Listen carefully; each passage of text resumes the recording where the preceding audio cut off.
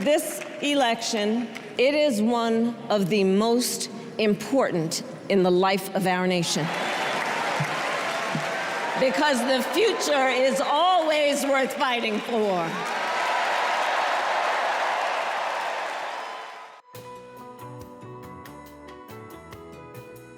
Da redação do G1. I accept your nomination to be President of the United States of America. Eu sou Natuzaneri. E o assunto hoje é... Let's fight for it. Let's vote for it. Thank you. God bless you and may God bless the United States of America. Thank you all. A coroação de Kamala Harris.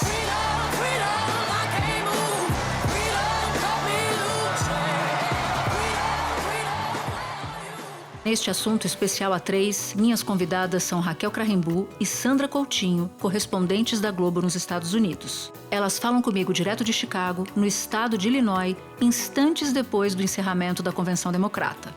Sexta-feira, 23 de agosto. Bom, é um prazer receber vocês duas aqui.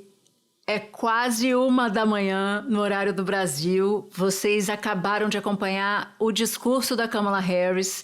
Então eu queria começar por você, Sandra. Primeiro agradecendo você e a Raquel por estarem aqui comigo neste comecinho de madrugada aqui no Brasil para analisar o discurso da Kamala.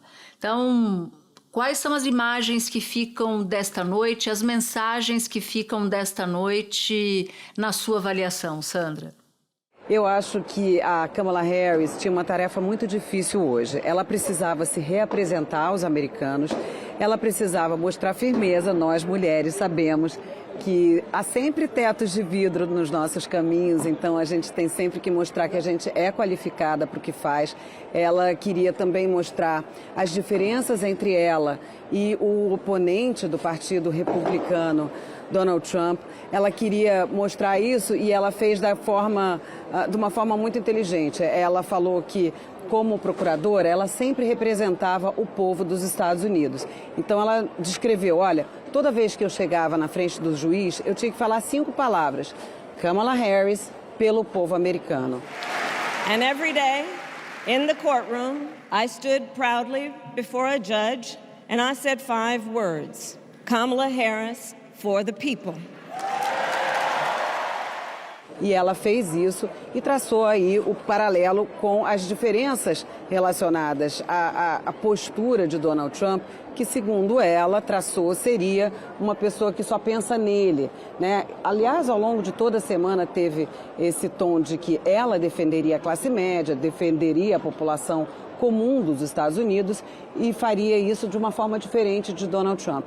Eu também gostei da forma como ela começou esse discurso, porque ela falou, olha, eu estou entrando numa jornada completamente imprevisível. Apenas um mês atrás eu nem era a candidata à presidência, né? A gente lembra que no dia 21 de julho foi o dia que Joe Biden desistiu de concorrer à reeleição e indicou o nome dela para ser sua sucessora, para continuar a campanha e concorrer à presidência. Então, ela fala sobre isso, traçando um paralelo com a mãe, que saiu aos 19 anos da Índia para então vir para os Estados Unidos, querendo se tornar a pesquisadora, a médica que acabaria com o câncer de mama.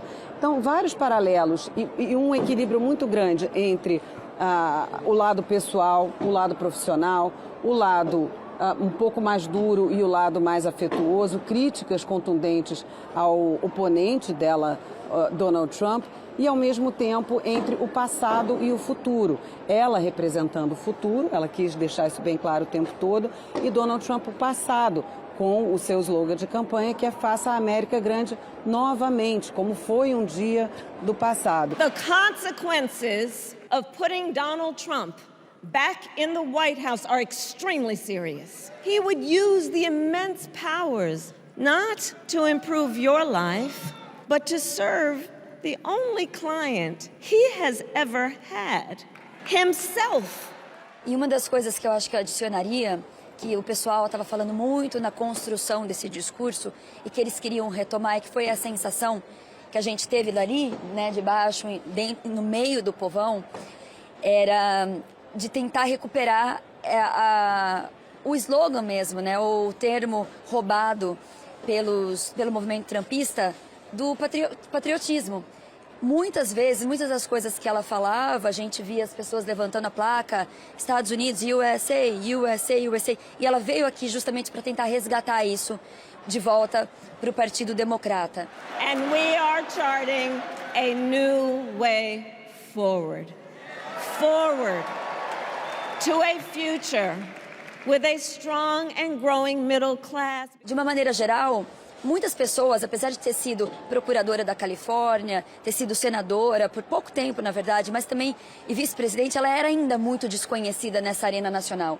Então ela veio para cá para mostrar justamente quem ela é, mostrando que ela veio de uma família de classe média, de uma família de imigrantes, falou muito da mãe, um momento que muitas pessoas ali em volta ficaram emocionados, contou a história da amiga que morou com elas, que foi abusada, também se aproximando do povo.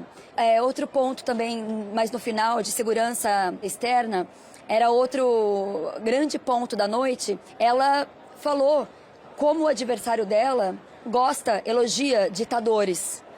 Trump, he encouraged Putin to invade our allies. Said Russia could, quote, do whatever the hell they want. Então, esse apelo para o patriotismo, trazendo de volta, né, para uma mensagem. Joe Biden começou isso, né, quando ele deixou a campanha. O próprio Joe Biden, muita gente aqui que a gente conversa aqui nos bastidores fala justamente isso, que Joe Biden foi um patriota de abandonar a corrida. Então, eles quiseram deixar esse lema, né, trazer de volta isso, recuperar uma palavra que foi tomada pelo movimento trumpista, trazer de volta para essa arena e para essa campanha democrata. Somos Estados Unidos, somos os melhores países do mundo e levar isso para adiante nessa campanha até novembro. Esses dois pontos me chamaram a atenção. Do ponto de vista da convenção toda, esse resgate dos americanismos patrióticos, né, que eram muito comuns na campanha do Trump, ele meio que se apropriou disso, e a convenção me parece ter resgatado, e a Câmara não foge a essa regra. E o segundo ponto é que quando ela fala da relação com Trump com ditadores, com autocratas, como ela diz, que ela, muito provavelmente, eu tenho certeza que ela ensaiou esse discurso, embora estivesse ali à disposição dela para ler, e ela leu em muitos momentos o que me pareceu, mas na hora que ela fala de democracia, da democracia para a vida dos americanos e, sobretudo, da democracia para a vida do país, ela ali fala com uma energia diferente. Eu achei que ela estava ali falando de algo que para ela era muito caro. E, mais uma vez, claro, fazendo contraponto para o Donald Trump. Natuza, essa questão da democracia, que foi um tema, a democracia teve no holofote nas 4 noites da convenção. E ocupou grande parte da noite. Eles trouxeram muitas pessoas que foram afetadas, que viram em primeira mão, que foram testemunhas da tentativa de Donald Trump de mudar o resultado da eleição. Muitos trumpistas, ex-trumpistas, subiram aqui no palco e eles são motivados justamente por essa questão da defesa da democracia. Eles viram que o país chegou muito perto de perder isso. Então a gente viu muitos republicanos aqui falando, dando depoimento, não só essas pessoas que viram em primeira mão a tentativa do presidente, mas eleitores falando da importância de defender a democracia. Muita gente trocou de lado e eles falaram, não, a gente não está trocando de lado porque nós agora somos democratas, mas nós somos americanos e nós somos patriotas. Então, a defesa da democracia foi muito importante e vai ser a primeira eleição depois do 6 de janeiro. Então, o Partido Democrata não quer que os americanos esqueçam que o 6 de janeiro aconteceu e não querem deixar que isso se repita. E uma das coisas que Kamala também enfatizou muito hoje, os riscos de Donald Trump para uma próxima eleição, porque se ele voltar, ele vai estar mais empoderado. Consider the power he will have, especially after the United States Supreme Court just ruled that he would be immune from criminal prosecution. Ela disse claramente que isso era um tema caro para ela, né? Ela fala que a gente sabe muito bem de que lado a gente está quando a gente fala sobre democracia. A gente sabe muito bem que tipo de país os Estados Unidos são em relação à democracia ou a um outro tipo de regime. Então, no final, ela faz exatamente essa defesa final da democracia. Voltando ao que a Raquel estava dizendo, vieram policiais que estavam dentro do Capitólio, família de um policial que morreu no Capitólio durante essa semana aqui na convenção. Hoje, o Adam Kinzinger, que era um parlamentar, era um congressista republicano, e ele condenou a invasão ao Capitólio e por isso ele passou a ser muito criticado por Donald Trump, principalmente nas redes sociais, inclusive com ameaças de vida contra ele.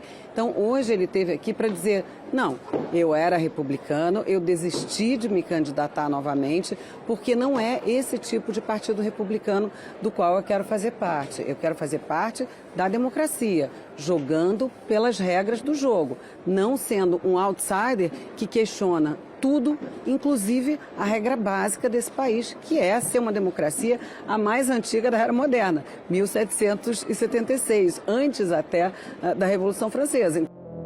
Espera um pouquinho que eu já volto para continuar minha conversa com a Raquel e com a Sandra.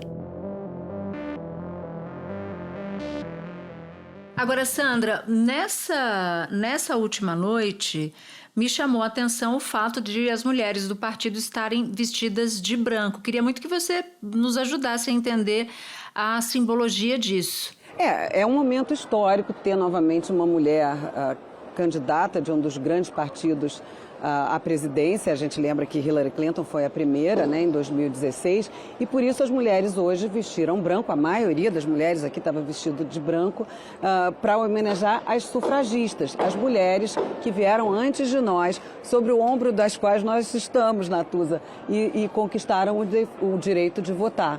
Não só aqui nos Estados Unidos, né, era um movimento mundial que começou pela Europa, aqui nos Estados Unidos, chegou até o Brasil.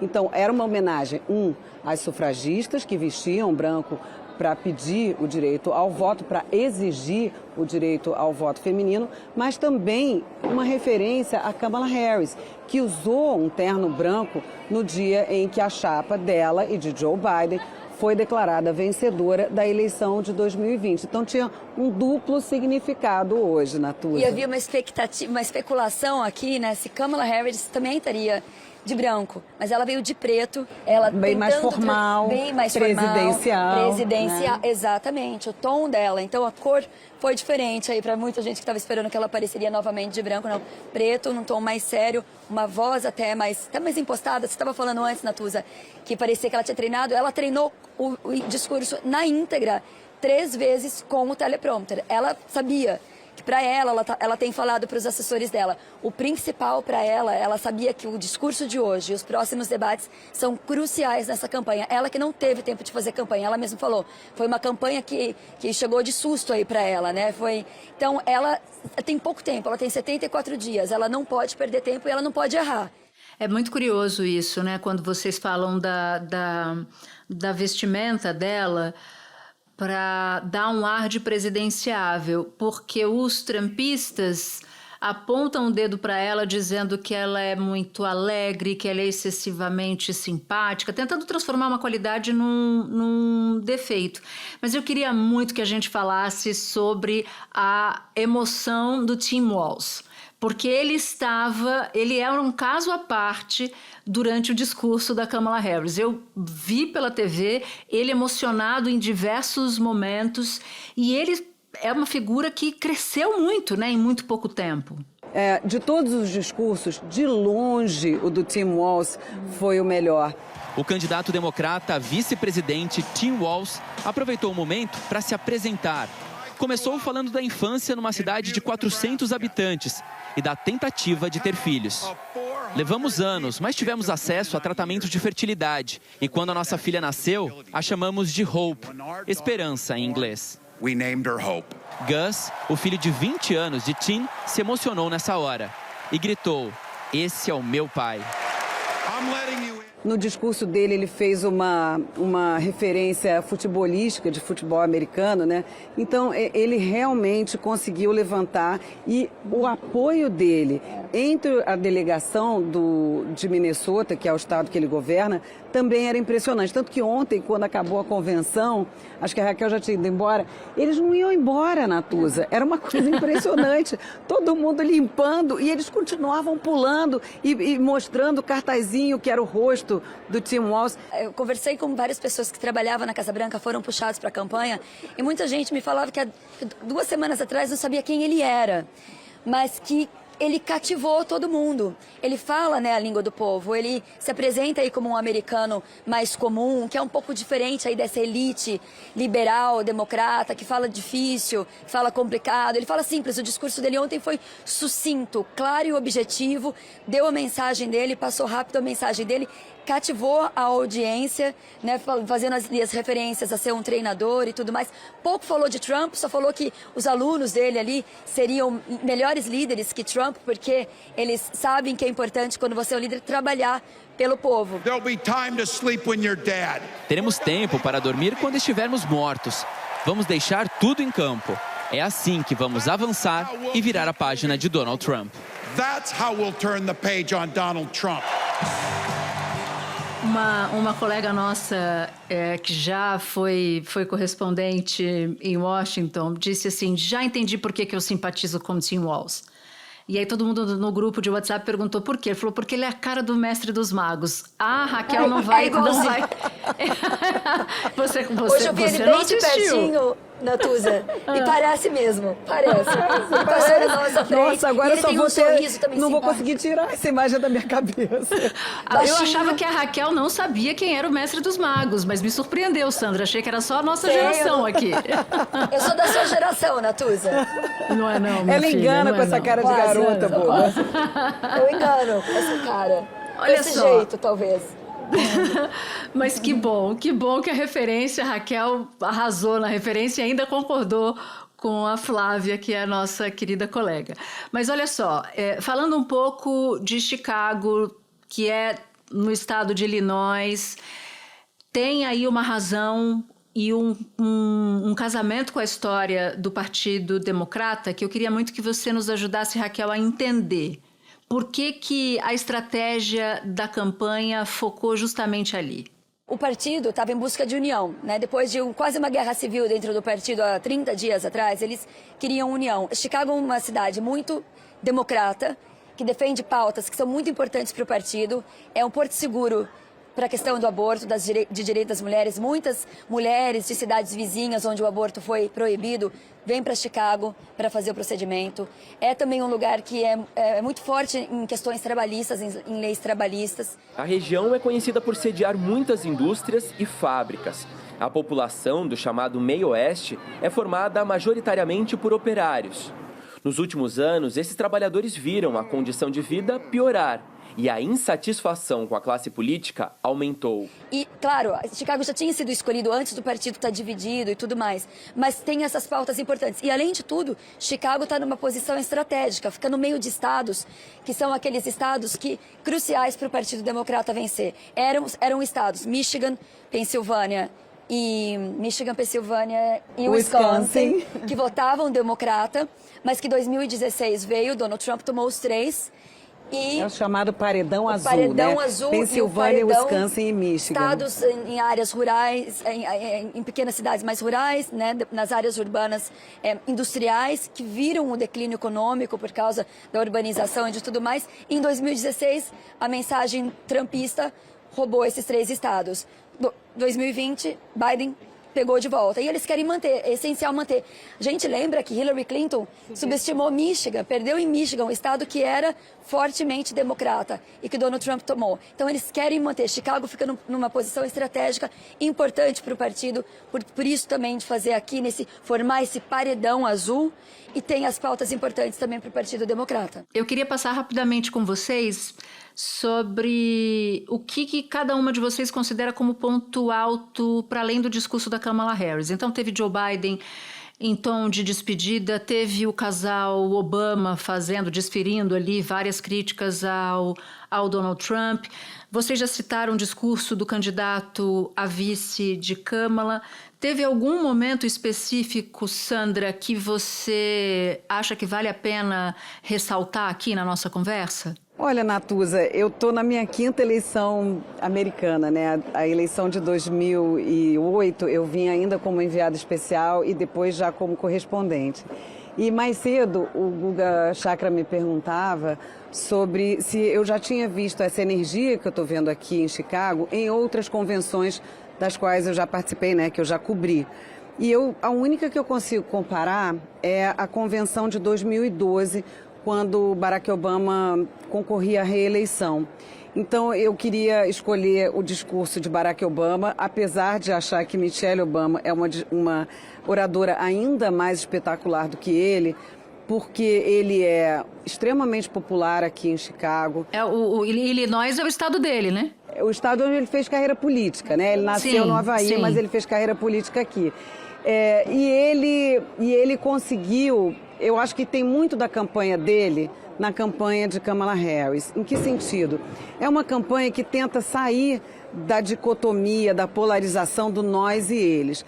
And together, we too will build a country that is more secure and more just, more equal and more free.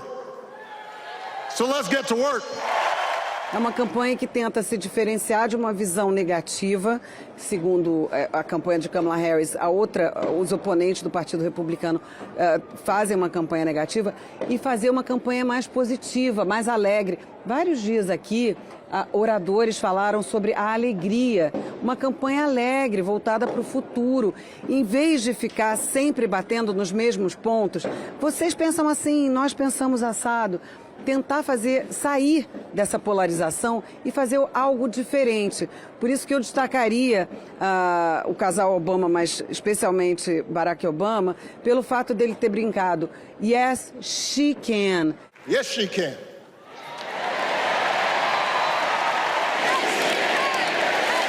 Yes, she can. Resgatando aquele slogan de campanha Yes, we can, sim, nós podemos, e adaptando para Kamala Harris falando sim, ela pode. Ela pode sair dessa polarização extrema e fazer uma campanha diferente. Ela pode fazer como eu fiz, romper com a polarização e fazer uma campanha mais alegre, uma campanha sobre um outro assunto que não seja apenas os ódios entre nós e eles, uma polarização que a gente sabe que nunca leva a lugar nenhum e que nunca é positiva para o país. Natuza, eu acho que eu destacaria uma conversa que eu tive com uma pessoa num desses dias que me dizia o seguinte: a energia é incrível, a gente não via desde 2008 e eu acho que eu compararia até com 2008. Eu também estava aqui na eleição de Obama como produtora da Globo e eu nunca vi nada igual comparado com isso. E conversando com muita gente, sim, a energia é incrível, as pessoas estão entusiasmadas. Eu conversei com uma mulher agora aqui na saída, chorando, falando, vimos história, estamos aqui pela história, a primeira mulher, a primeira negra que vai ser presidente.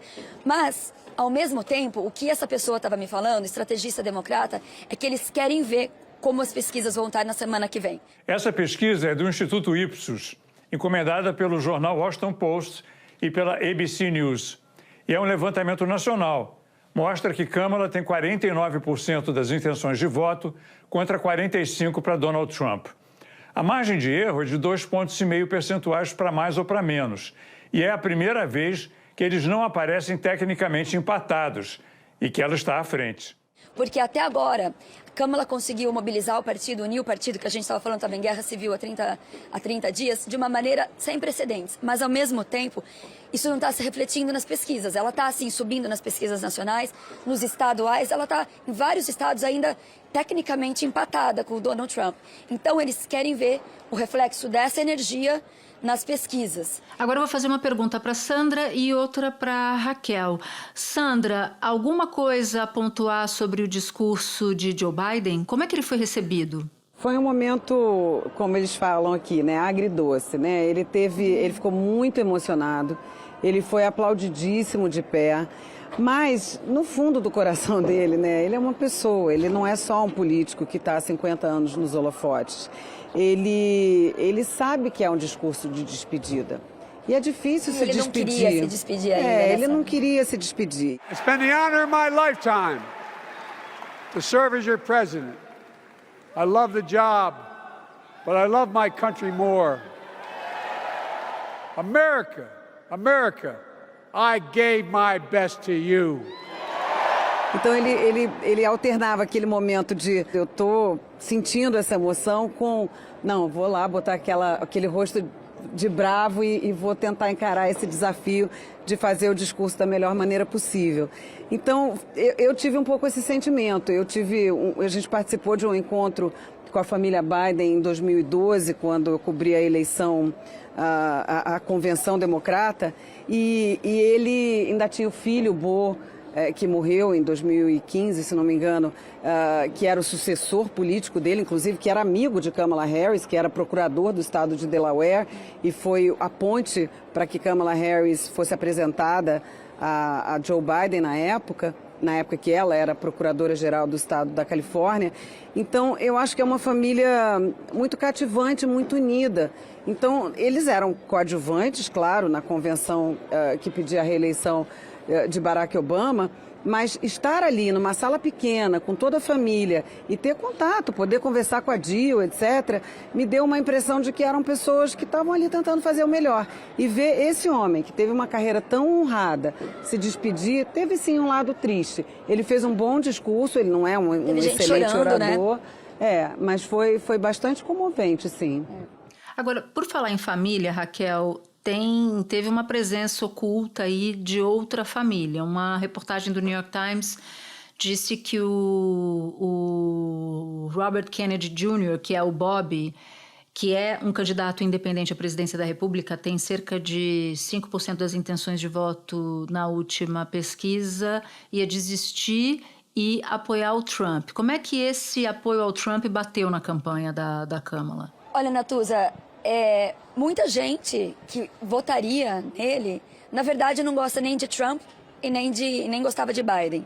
Mas uma das coisas assim que o pessoal do partido está interessado aqui é nos votos dos eleitores independentes.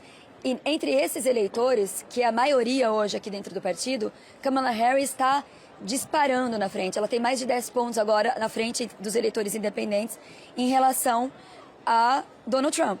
Com Joe Biden, esse número era de 5%, 4%, alguma coisa desse tipo. Então, ela está conseguindo trazer esses eleitores. Muita gente que não queria votar em Donald Trump, não queria votar em Joe Biden pela questão da idade, mas ainda muita gente votaria em Joe Biden porque rejeita Trump. Rejeição de Trump é muito grande, não pode ser também subestimada aqui.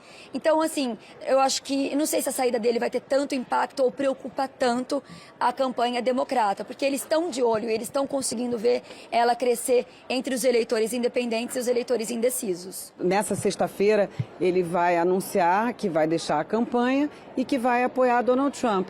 E saiu nos jornais, né, que ele teria tido uma conversa com Donald Trump ofereceu um carro para ele no governo e aí ele fez esse compromisso. Mas isso não quer dizer que automaticamente quem fosse votar nele vai passar a votar em Donald Trump. Porque eu concordo com a Raquel, existe uma questão toda da rejeição dos candidatos. Então, se a pessoa estava votando em Robert Kennedy Jr. por rejeição a Donald Trump, ela não vai votar em Donald Trump. Então, esse apoio, essa transferência de apoio não é automática.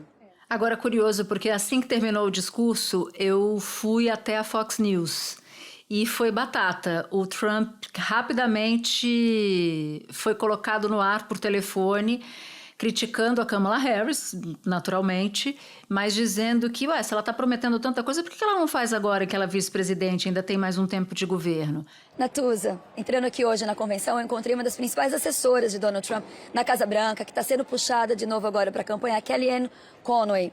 E ela estava bem irritada com o fato de que ninguém mais está falando da tentativa de assassinato de Donald Trump.